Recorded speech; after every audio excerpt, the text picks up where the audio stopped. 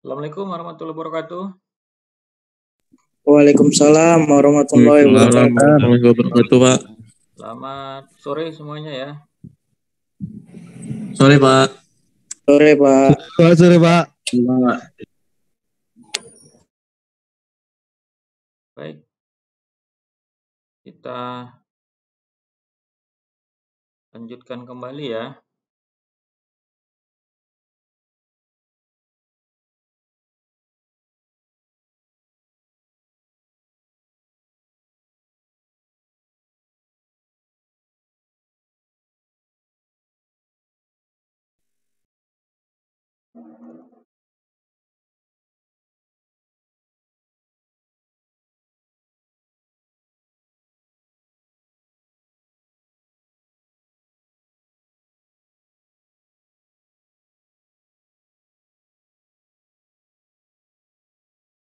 PowerPoint-nya sudah terlihat? Sudah Pak. Oke, baik. Nah, kita masuk ke pembahasan dari sisi sistem kontrol ya pada sistem kendali listrikan ya. Di mana pada pengaturan dari sisi aplikasi di industri tentunya kita harus memahami tentang teknik dan sistem kontrol ya yang dipakai pada peralatan di industri tersebut. Misalnya dari contoh pengaturan kecepatan aliran minyak ya ataupun gas, kemudian dari sisi kecepatan konveyornya, kemudian dari sisi pengaturan tekanan juga ya.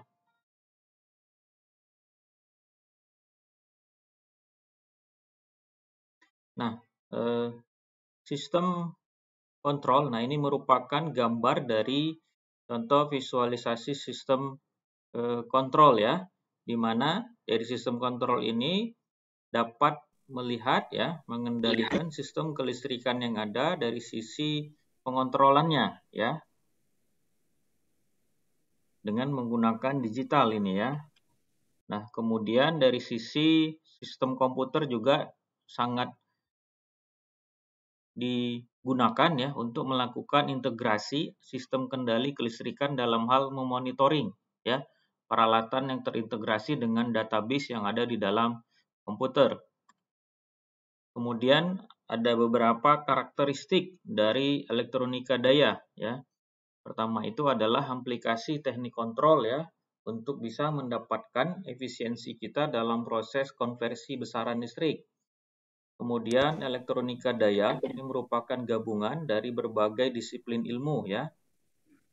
Kemudian menggunakan komponen elektronika daya seperti atau solid state di mana digunakan untuk mengontrol dan mengkonversi dari tenaga listriknya.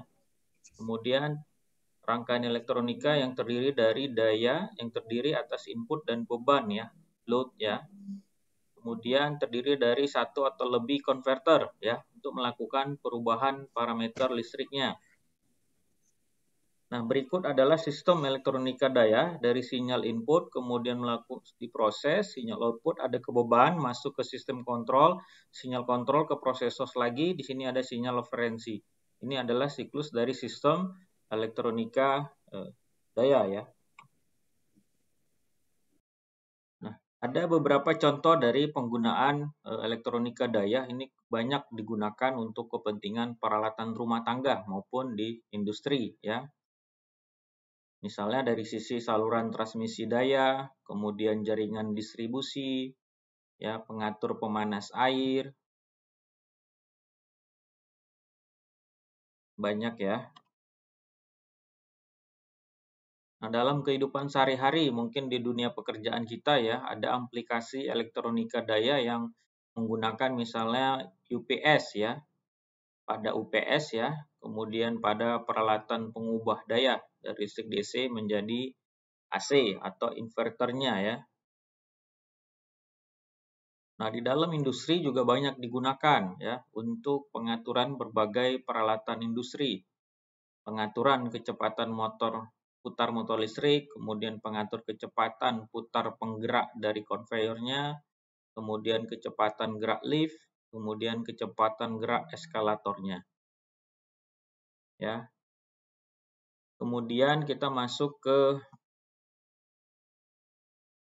berikutnya adalah soal UTS ya, karena ini untuk pertemuan yang ke-8 ya. Nah, jadi untuk UTS-nya membuat suatu tulisan ya. Tulisannya itu tentang contoh penerapan rangkaian kendali listrik. Nah, contoh penerapan rangkaian kendali listrik ini tulisannya jadi nanti bebas ya, mau seperti apa. Kemudian tulisan tersebut ditulis tangan ya. Jadi ditulis tangan tulisan tersebut, kemudian saya kasih waktu 7 hari ya, dikumpulkan paling lambat tanggal 18 Juni 2022 dikirim ke email saya. Nah, tulisan tangannya itu di-scan ataupun di-foto dalam bentuk PDF ya, jadi bisa dibaca. Jangan lupa menuliskan nama sesuai dengan mahasiswa dengan kemudian kelasnya ya. Nah, untuk UTS dan juga untuk yang materi tadi ada yang mau ditanyakan untuk UTS? Silahkan.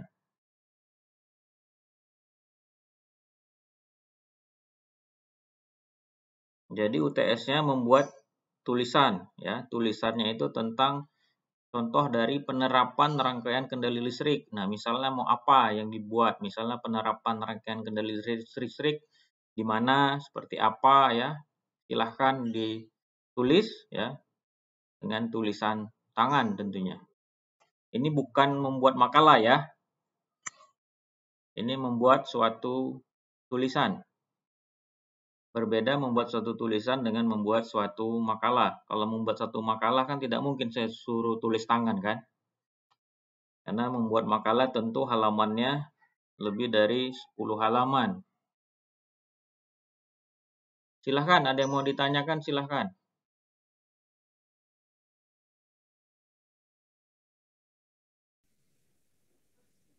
Pak izin pertama bertanya Pak, yang tadi kita pertemuan yang jam 4:30 tadi? Ya.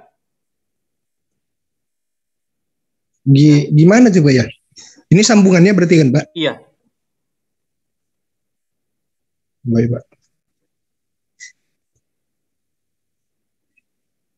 Karena pertemuan yang tanggal 4 Juni kita kan belum terlaksana, karena kan itu masih perubahan dosen kan? Jadi saya membuatkan link grupnya.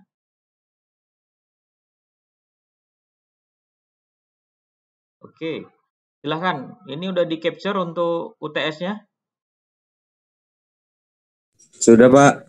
Ada yang mau ditanyakan terkait UTS? Sudah paham? Pak izin bertanya Pak. Silahkan Ismail. Untuk penulisannya di double folio atau HPS Pak ya?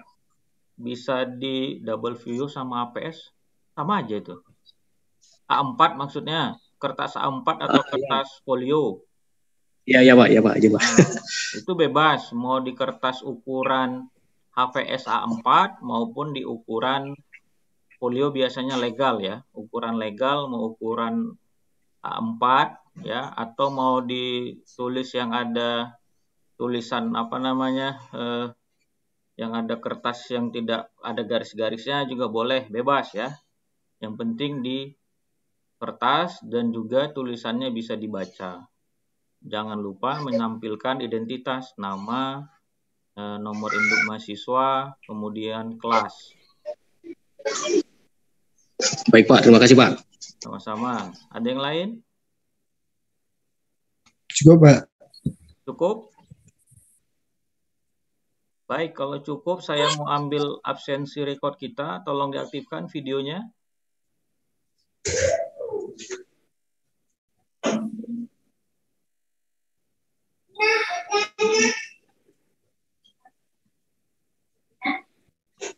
Oke, baik. Sudah saya record dan sudah di capture ya. Terima kasih semua atas waktunya. Ya, jangan lupa ya untuk UTS-nya ya. Sudah di capture semua ya. Nanti saya kirim lagi nanti di grup. Oke, terima kasih. Selamat pagi. Assalamualaikum warahmatullahi wabarakatuh. Waalaikumsalam warahmatullahi wabarakatuh. Asik. Stabil.